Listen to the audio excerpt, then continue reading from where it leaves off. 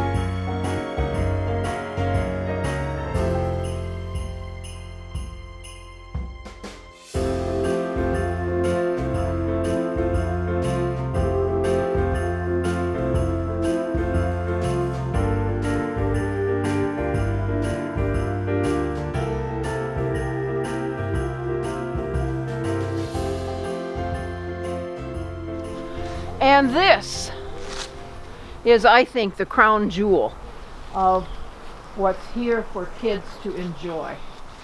I think it's called a magic castle.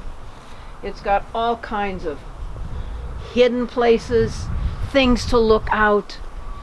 It's just amazing. And it's all designed and built by Sean.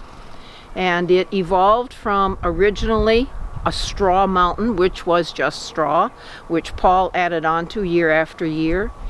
And then Sean decided that we needed something a little more permanent. When he said a little more permanent, this is what turned into more than a little more.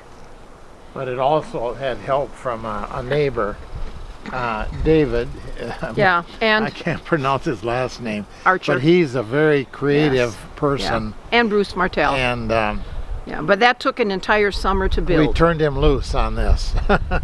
What's kind of cool is we have 2 granddaughters living within a mile, and they have children. So now we have great-granddaughters, and they come over here to play. And I'm pretty sure they think of this as their play castle. Father Elf used to be a beautiful white pine over there behind the barn. And when the tree died, Paul decided that we were going to use it for something. And there is someone who does beautiful chainsaw art, and he did this. And these were 2 branches that were the tree. And it is sturdy enough, and we get anywhere from children to young adults sitting here. This is not a toy.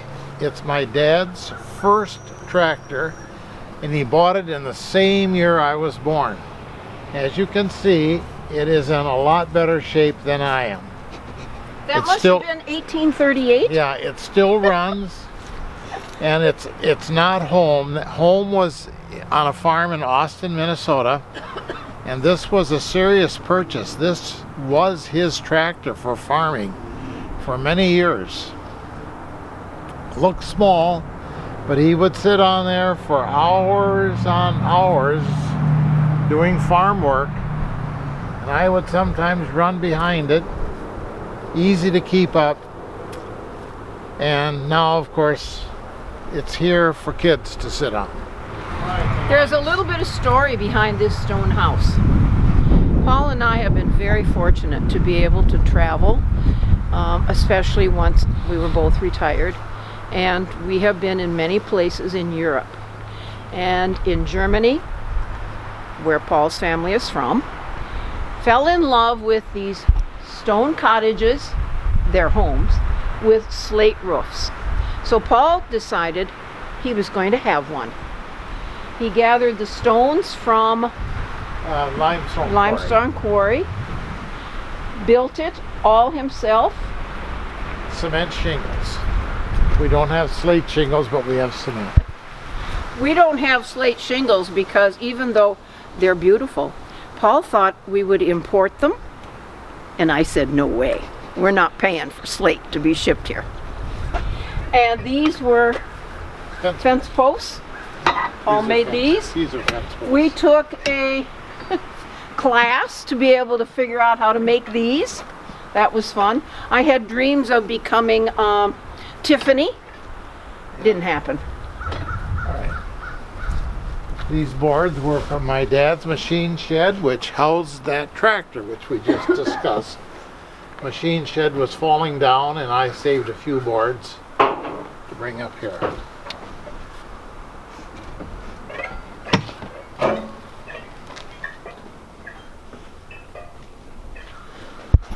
These are just treasures we've gathered over time. Nothing fits together, so it's either called funky or eclectic.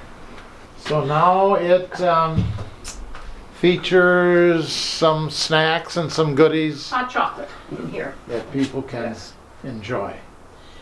And the beams, Paul's vision was, after we'd been to the Renaissance Festival over in Shakopee, and there were troubadours sitting on beams in a roof like this, playing music. And Paul decided that's what we would have up there. But since neither he nor I are musical, that part didn't happen. This is the elves' bunkhouse. Paul had seen a picture in a magazine and thought it looked really cool. So when that happens, he decides he's going to build it. And it took him a couple years to get all the beams done because they all had to be put together and then bent. And at this time, the focus, the purpose is kids just get to look in.